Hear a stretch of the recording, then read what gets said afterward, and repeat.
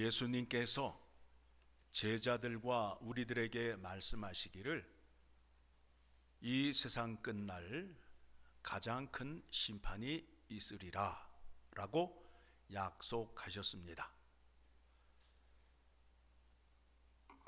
약속을 하시고 제자들과 우리들에게 어떻게 살아야 하는지를 말씀을 하십니다.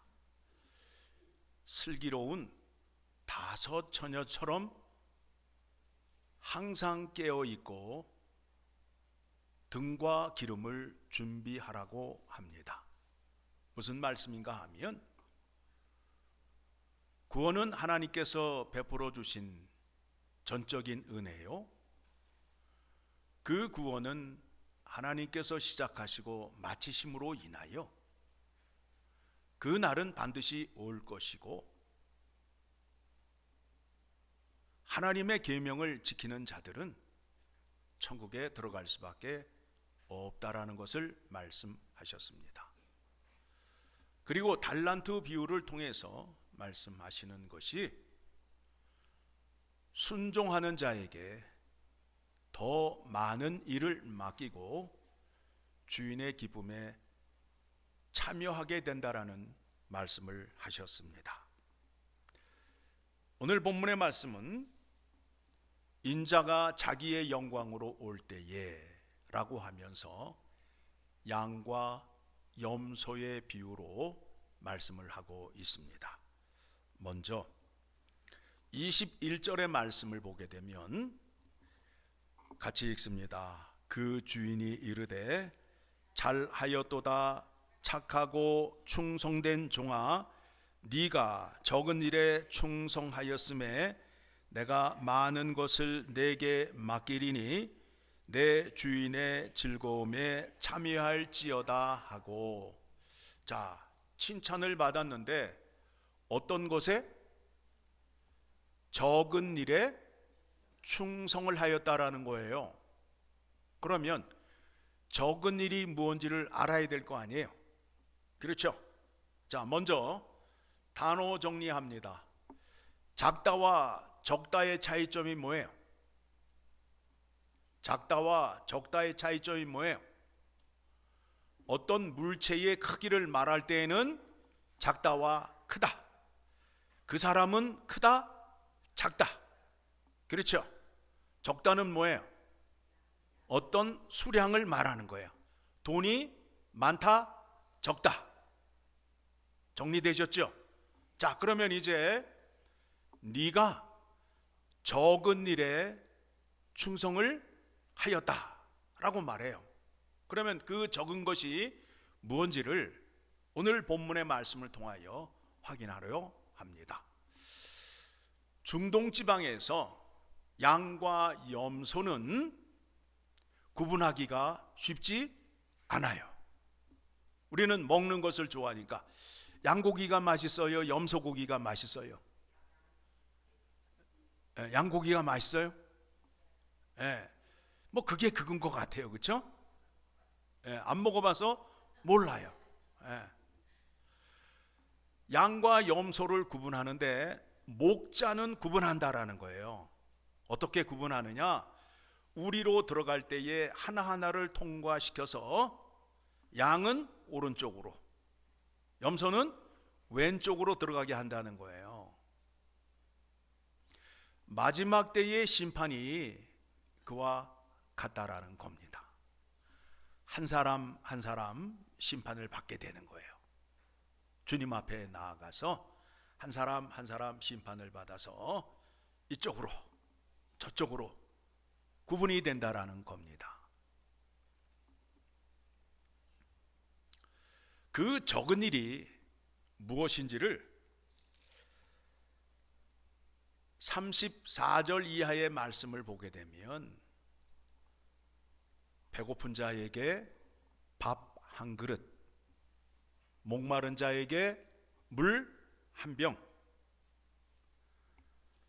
또 지나가는 나그네를 따스하게 맞이해 주는 것, 헐벗은 자에게 옷을 입히고 병들은 자에게 콩나물국 끓여다 주고, 옥에 갇힌 자, 외로운 가운데 있는 사람 찾아가서 함께 위로해 주는 것, 그런 것으로 칭찬을 받느냐 저주를 받는다라고 말씀하고 있습니다. 그게 바로 적은 일이라는 거예요.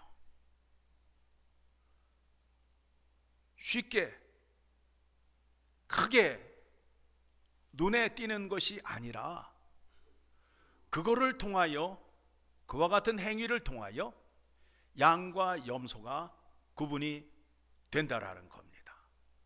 여러분, 예수 그리스도의 이름으로 구원을 받았는데 여러분, 외적으로 변화된 것이 있어요? 구원받기 전에는 뚱뚱했는데 구원받은 이후에는 날씬해졌다. 혹시 계시면 손 한번 들어보시고. 예? 외적으로는 차이가 없어요. 세상 사람들과 똑같이 유명 회사의 브랜드 옷 입고 다니고, 같은 유명 브랜드 가방을 들고 다녀요. 그러니까 겉으로 보기에는 의인과 악인이 구분되지 않는다라는 거예요. 그런데 그 행실을 보게 되면 구분이 된다라는 겁니다. 그런데 그 행실이 큰 게 아니라는 거예요. 큰 게 아니라는 거예요. 배고픈 자에게 빵 하나 사주는 것, 목마른 자에게 물 한 병 주는 것, 이것을 주님이 보신다라는 겁니다. 주님께서 제자들에게 잡히시기 전날 밤에 내가 너희를 사랑한 것 같이 너희도 서로 사랑하라. 그러면 세상 사람들이 너희를 보고 그리스도의 제자인 줄 알리라 라고 말씀을 하셨어요. 요한복음 13장입니다. 요한복음 13장 34절 35절 같이 읽습니다. 새 계명을 너희에게 주노니 서로 사랑하라. 내가 너희를 사랑한 것 같이 너희도 서로 사랑하라. 너희가 서로 사랑하면 이로써 모든 사람이 너희가 내 제자인 줄 알리라. 이런 선행을 통하여 하나님의 제자됨을 드러내셔야 된다라는 겁니다. 예수님께서 바리새인들을 향하여 지적을 하시잖아요. 저 사람들은 모세의 자리에 앉아서 입만 나불나불 된다. 저 사람들은 입만 나불나불 되지 행동으로 옮긴다, 안 옮긴다? 안 옮긴다. 그러니 저 사람들을 닮지 말라라고 말씀하셨어요. 자, 이렇게 행하는 것이 얼마나 중요한지를 이제 여러분에게 소개해 드립니다. 야고보서 2장을 가게 되면 야고보서 2장 17절의 말씀 같이 읽어 내려갑니다. 이와 같은 행함이 없는 믿음은 그 자체가 죽은 것이라. 입만 나불나불 되면, 행함이 없으면 그 사람은 믿음이 죽은 것이다 라고 말하고 있어요. 어떤 사람이 말하기를 너는 믿음이 있고 나는 행함이 있으니 행함이 없는 내 믿음을 내게 보이라. 나는 행함으로 내 믿음을 내게 보이리라 하리라. 그러니까 어떤 사람의 믿음이 진짜예요? 말과 행함이 있는 사람의 믿음이 진짜라는 겁니다. 그렇죠? 19절 내가 하나님은 한 분이신 줄을 믿느냐? 잘 아는도다. 귀신들도 믿고 떠느니라. 자, 귀신들도 하나님의 말씀을 안다, 모른다? 하나님을 찬양한다, 찬양하지 않는다? 그런데 결정적인 하나의 큰 문제가 있는데, 그 말씀에 순종을 한다, 안 한다? 안 한다. 말만 잘하고 순종하지 않는 게 마귀란 말입니다. 20절, 하하, 허탄한 사람아, 행함이 없는 믿음이 헛것인 줄을 알고자 하느냐? 우리 조상 아브라함이 그의 아들 이삭을 제단에 바칠 때에 행함으로 의롭다 하심을 받은 것이 아니냐? 말뿐만 아니라 행함으로 인하여 하나님께 의롭다함을 받았다라고 말씀하고 있습니다. 내가 보거니와 믿음이 그의 행함과 함께 일하고 행함으로 믿음이 온전하게 되느니라. 함께 있다라는 거예요. 에?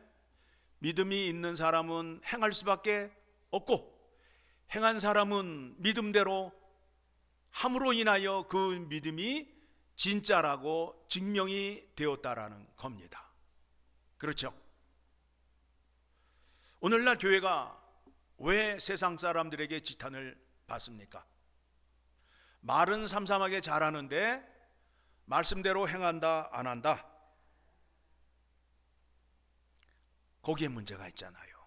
그러면 결론이 어떻게 되는 거예요? 행함이 없는 믿음은 죽은 믿음이다. 그 자체가 죽은 믿음이다. 심각하지 않아요? 심각하죠? 그러니까 우리가 말한 대로 어떻게 하셔야 돼요? 행해야 돼요. 여러분이 여러분 스스로 말한 것을 지켜 행하라는 거예요. 행하라는 거예요.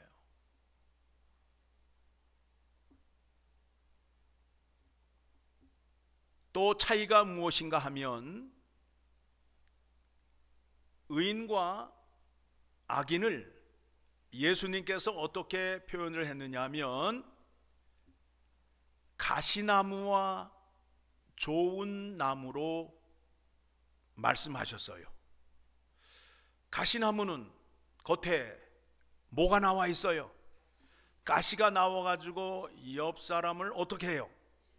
찔르잖아요. 그런데 좋은 나무는 좋은 열매를 맺음으로 인하여 이웃에게 좋은 열매의 맛을 제공하고 기쁨을 제공하게 된다라는 겁니다. 그와 같이 악인은 마음속에 쓴 뿌리가 있어가지고 말할 적마다 사람을 찌르는 말을 하는 거야. 찌르는 말을 하는 거야. 그런데 말도 듣고 보면 기분이 되게 나쁜 말을 많이 해. 내가 이 말은 너 기분 나쁘지 말라고 하는 말이야 하면서 무슨 말을 해요?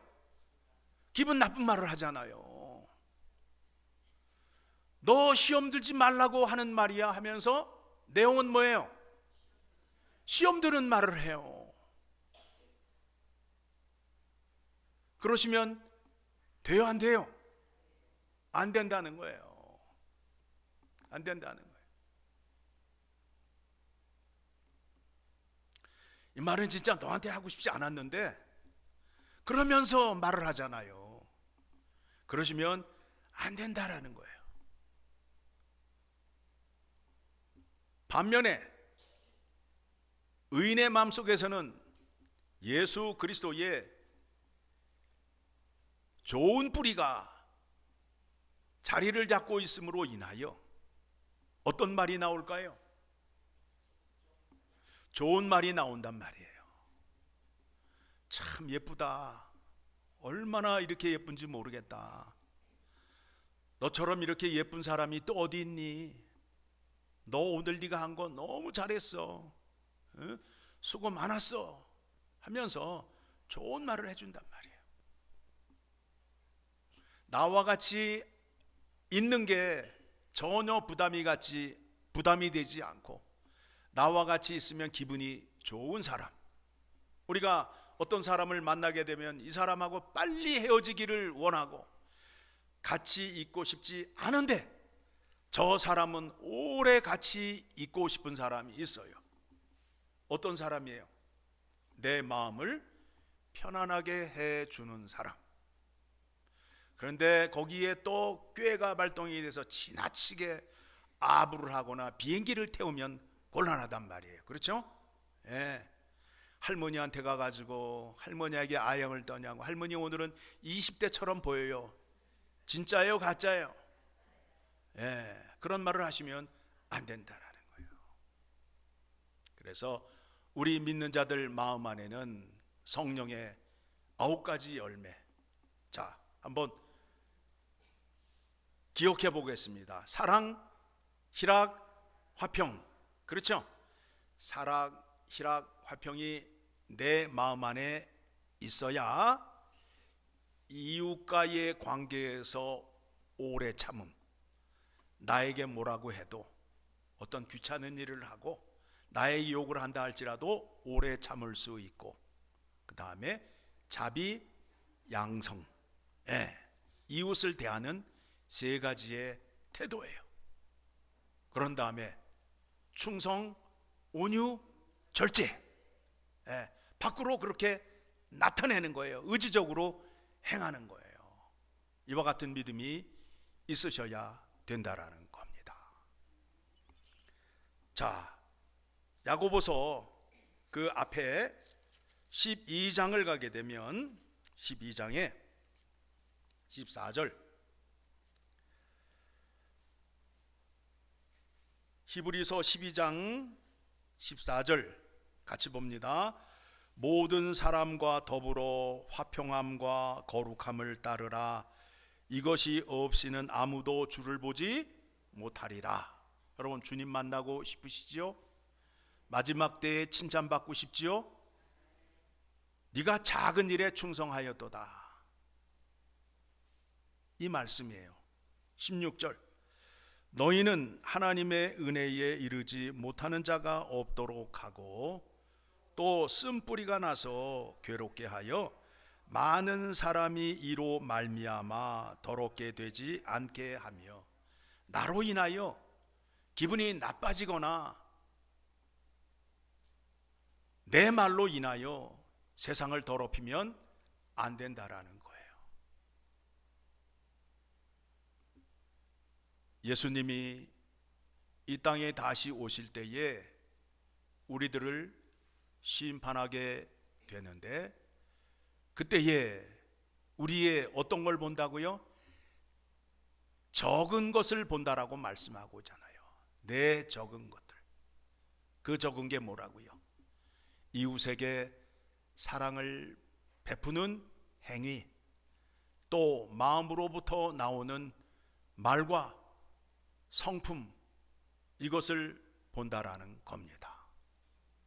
그런데 이것을 뒤로 하고 자꾸 어떤 그 결과를 갖고 나는 무엇을 했어, 어떤 업적을 갖고 하나님께 영광을 올려드리고 복을 받는다라고 생각하는 사람들이 있어요.